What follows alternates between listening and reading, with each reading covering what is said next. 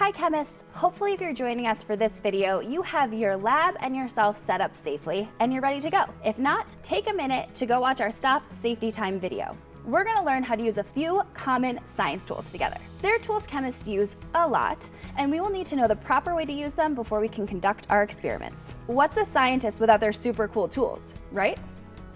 The first tool we will learn about is our science notebook. Every scientist should have a notebook in which they can write their observations.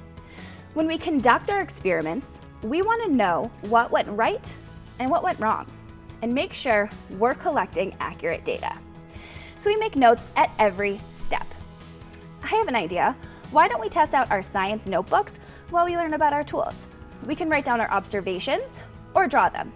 Next, let's learn about a pipette. A pipette is a great tool that allows scientists to slowly add liquid to something drop by drop. It's pretty precise. Practice using your pipette. For this, you'll need a pipette and a glass of water.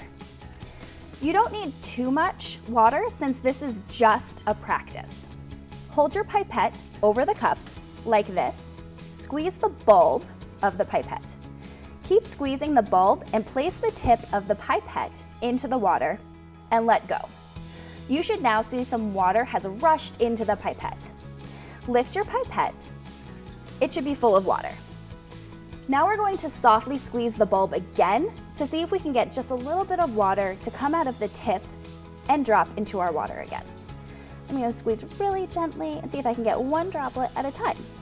1, 2, 3. This can be a difficult thing to do, so keep trying. You might have to practice a couple times to get it exactly right. After you try the pipette, make a few notes in your journal. Was this easy to learn how to do? Was it hard? How long did it take you to learn how to get just one droplet of water to leave the pipette at a time? Now we're going to try out using a well plate. Well plates get their names from the small indents all over the surface of the plate.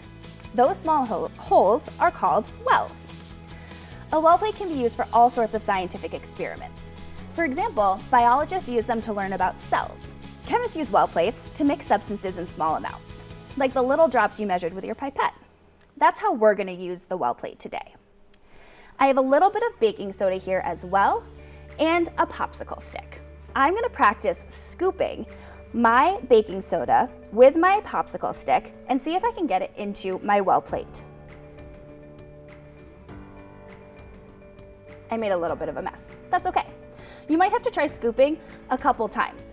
I might also have to revise how I decided to do this. Maybe it's easier if I move my well plate over to my baking soda instead of the other way around.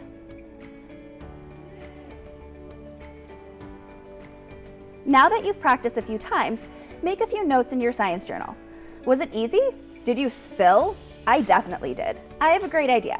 Why don't we try using both of our tools together? We have a well plate that already has baking soda in it, and I have a pipette with my water. Let's conduct our first experiment together and mix the baking soda with the water. I'm going to fill my pipette with water again, bring it over to my well plate, and I'm just going to drop in a few drops of water to see what happens. My hypothesis is that it might fizz a little bit, but let's see.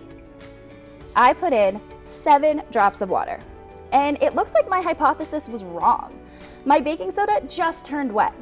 I'm going to have to write that in my science journal so that I know that this experiment didn't do what I expected it to do. That was great. We are scientists. Are there more tools you want to learn how to use? Let us know, but let's keep experimenting.